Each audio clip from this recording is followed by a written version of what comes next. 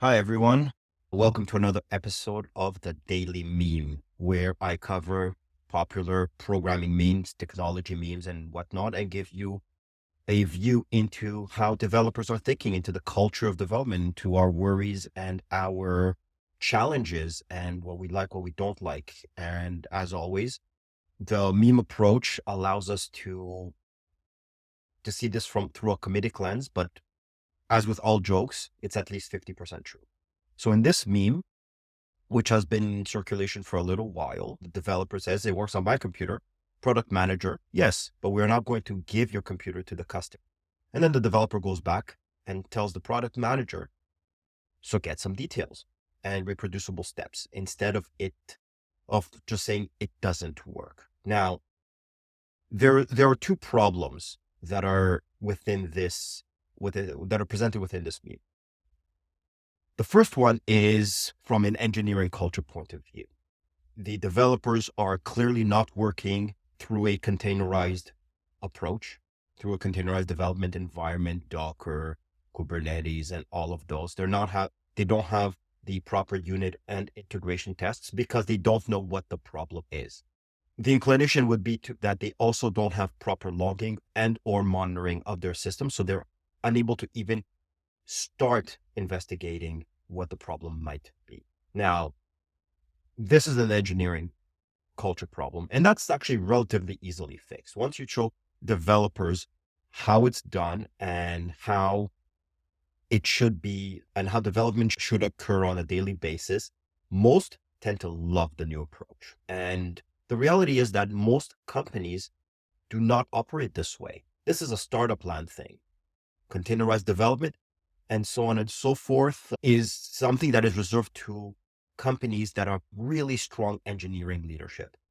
If you are presenting this problem, if you are seeing this problem in your organization, it's an engineering problem right there and then. The second problem is communication between developers and non-developers and product managers and customer service, executives and developers, and so on and so on. Just stating that something doesn't work, and it happens very often. Hey, this doesn't work. Hey, this Dropbox it just doesn't work. What doesn't work? Because there could be hundreds of particular reasons, even for the simplest bug, it just doesn't. Now, when a product manager or a customer service rep is getting, how can I say this, is getting feedback directly from a customer, but doesn't know how to parse that feedback, how to ask probing questions, and just takes that feedback directly in its raw format and sends it over to developers, that is not very useful. And through Red Corner, through my firm, we've worked with these particular problems in the past, and we continue to see these problems in most organizations. And I'm going to tell you something that very few know. You can have engineers and product managers. You will have these problems. You have these problems because you do not have a technical organization. The technical organization is this umbrella that takes product and customer service executives and engineering teams, and they all work together.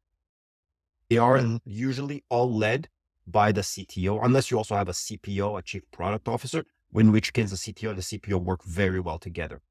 Product and developers should be best friends. They should be. If you are seeing these kinds of communications in your organization, you have a serious problem on your hands. Thank you very much.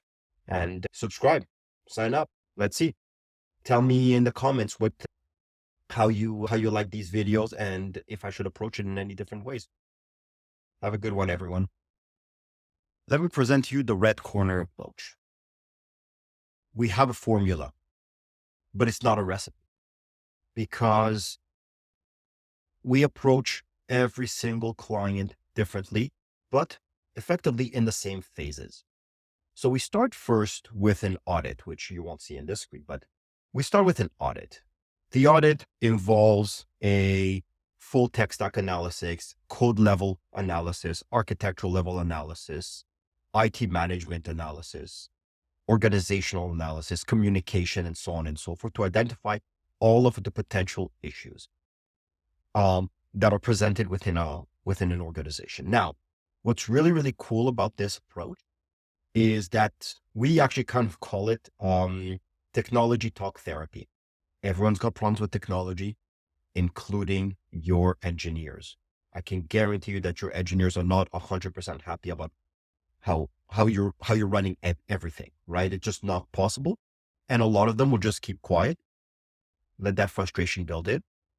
And as soon as there is something, an event, an issue, whatever it may be, they will go in and fire up their resumes after about 2 to 3 years, maybe even 5 years if you're lucky, right? If you're unlucky, you're seeing a rotation every year. But so we start with an audit. We present you with a problem solution pair to that, to every single problem. And now you can now take that report and execute on it on your own. Or you can hire us to rectify the problem for you and with you. Now, our approach is in 3 distinct phases.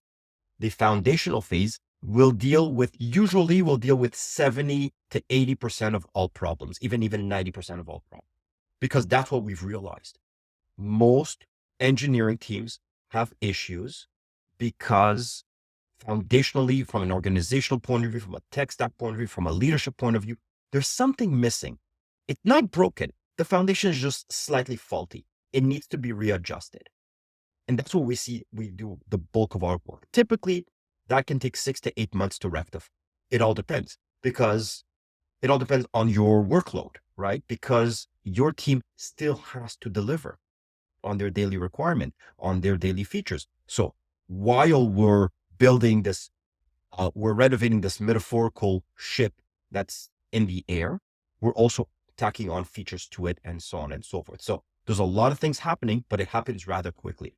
The way we approach the foundational aspect is through integrated coaching. Our fractional CTOs are only with you 2, maybe a little bit more hours per day, right? And they're available on Slack, email, WhatsApp, whatever it is, throughout the day. Okay. And we spend the bulk of our time teaching your developers, teaching your tech leads, teaching everyone how to operate effectively. That's what we do. We go in from inside. So we don't have, webinars and so on and so forth. We are right there in the code with your developers on a daily basis. Once foundational is done, then we go to evolution. So now that you have a strong foundation, both organizational, technical, and so on and so forth, now we have to evolve your system because there's a problem somewhere, right? You have business goals that you want to achieve that you don't know how to achieve, right? Or you just are unable to get there with your current engineering team. So we evolved that part.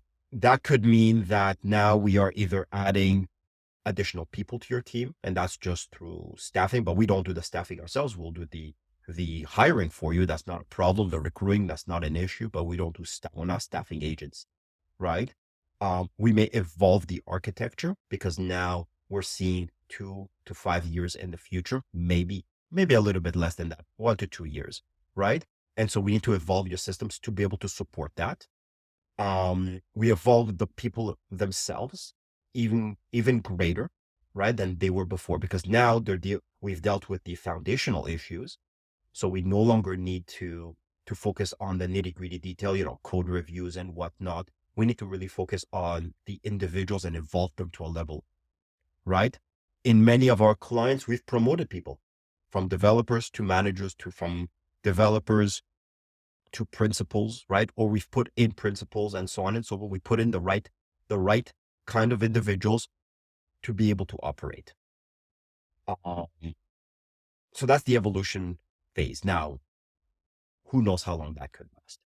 Typically, you don't need our FCTOs 2 hours per day for this. This is more of a 3 to 4 hour a week engagement. And we're always there just coaching constantly.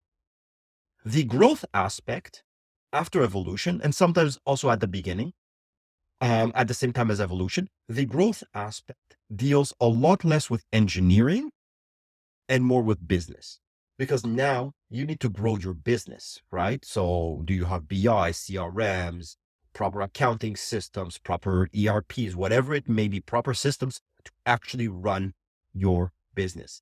This will have the FCTO 2 hours per day with business, right? With your executives, with product, with customer service, with everyone. Now that engineering is operating effectively, flawlessly, that's exactly how they would be operating. They would be operating flawlessly, delivery on a regular basis, consistently, without issues, without bugs, without delays. Okay.